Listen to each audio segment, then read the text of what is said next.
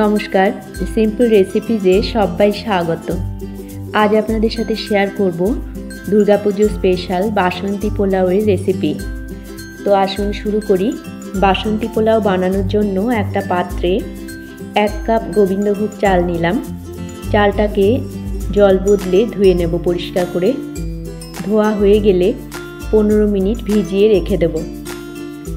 15 minute পর জলটাকে ঝরিয়ে নেব। একটা নেট থালাতে চালটাকে রেখে দিলাম। এইভাবে 30 মিনিট রেখে দেব। 30 মিনিট পর এই চালের মধ্যে দিয়ে দিলাম 1 টিস্পুন লবণ, হাফ টিস্পুন হলুদ গুঁড়ো, হাফ টিস্পুন গোলমরিচ গুঁড়ো, হাফ টিস্পুন গরম মশলা গুঁড়ো, 1 টিস্পুন আদা বাটা, 3 টেবিল স্পুন ঘি দিয়ে ভালো করে মেখে নেব।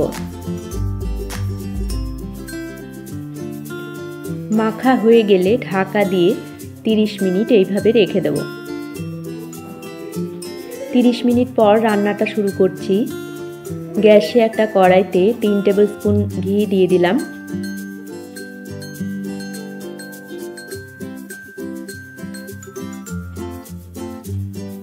ঘিটা গরম হয়ে গেলে এর মধ্যে দিয়ে দেবো 3টে তেজপাতা, 4-5টা ছোট এলাচ, 4-5টা লবঙ্গ আর 2 টুকরো দারচিনি। ফোড়নের মশলাটাকে কয়েক সেকেন্ড ভেজে নেব।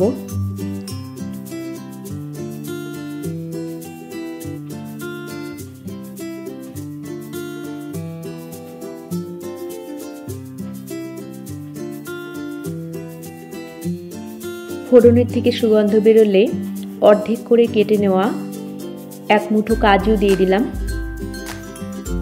আগে থেকে ভিজিয়ে রাখা 1 মুঠো কিশমিশ দিয়ে দিলাম। লো ফ্লেমে 1 মিনিট ভেজে নেব।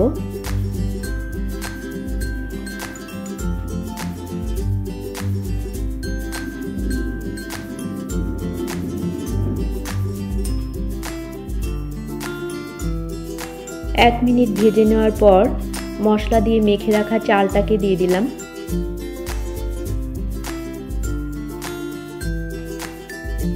চালটাকে দিয়ে লো ফ্লেমে মিনিট 5 ভেজে নেব।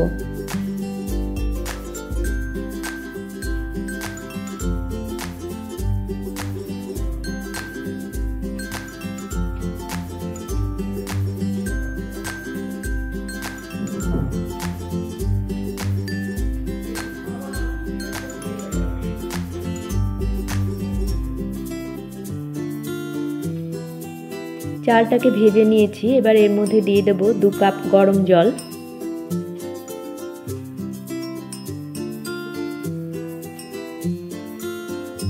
জলটাকে দিয়ে ফুটিয়ে নেব হাই ফ্লেমে।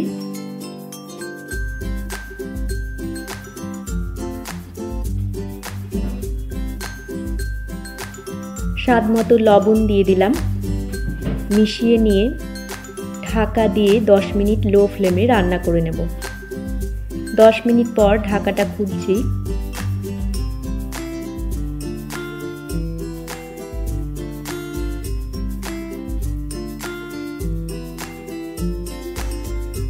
চিনি দিয়ে দিলাম 30 গ্রাম মতো।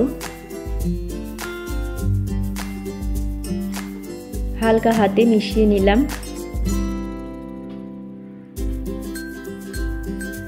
4টে কাঁচা লঙ্কা দিয়ে ঢাকা দিয়ে লো ফ্লেমে আরও 5 মিনিট রান্না করে নেব।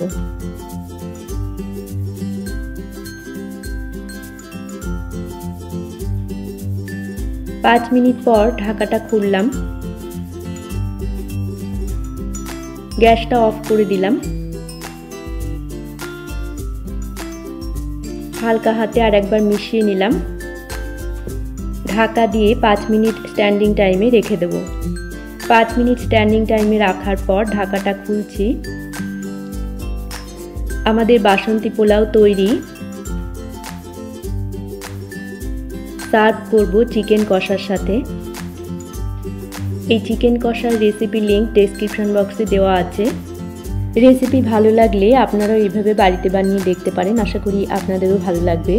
সবাইকে ভালো থাকার শুভেচ্ছা জানিয়ে আজকের মতো এখানেই শেষ করছি। দেখা হচ্ছে পরবর্তী পর্বে।